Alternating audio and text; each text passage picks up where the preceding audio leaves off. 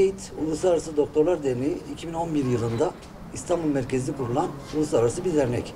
Temel hedefi uluslararası tıbbi yardım açısından destek olmak. Tüm mazlum coğrafyalarda, dünyanın her yerinde etnik kimliği, dini görüşü, mezhebi ne olursa olsun yardıma ihtiyaç duyulan, sağlığa ulaşma açısından zorluk çeken tüm coğrafyada bir nebze de olsun bu konuda destek olabilmek. 2011 yılında kuruldu diye bahsetmiştim zaten. 2011 yılından beri Diyarbakır'da da aynı zamanda faaliyetleri devam ediyor. Bizim asıl birkaç faaliyetimiz var. Onlardan kısa bir bahsetmek istiyorum. Dünya çapında katarakla ilgili özellikle Ekvator üzerindeki yer alan Güney Amerika'dan Pakistan'a kadar, Afrika'dan yine Bangladeş'e kadar olan coğrafyada o bölgede özellikle güneşin dik ışınlarla gelmesi ve kum fırtınaları nedeniyle daha çok küçük yaşlardan gözlerini kaybeden, katarak nedeniyle görme duyularını kaybeden hastalara ulaşabilmek.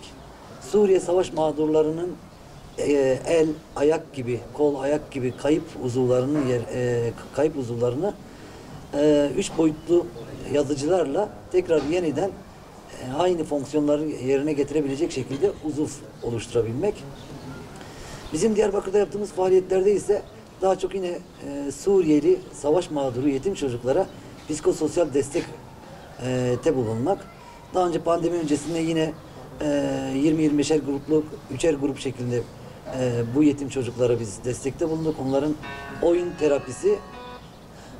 terapisi ve psikososyal destek açısından rehabilitasyon çalışmaları yapıldı.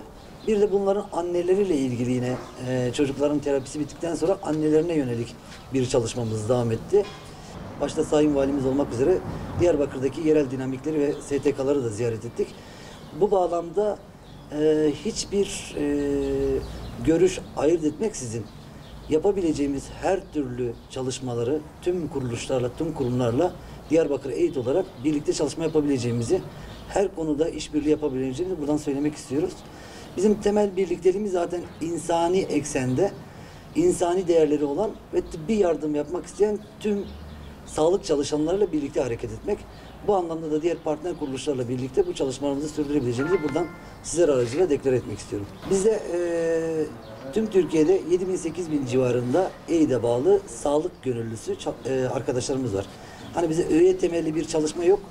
Herkes üye olmak zorunda değil ama birlikte olarak, gönüllü olarak faaliyetlerimizi sürdürdüğümüz Türkiye'de 7.000-8.000 civarı, Diyarbakır'da da 250'ye yakın sağlık çalışanı var.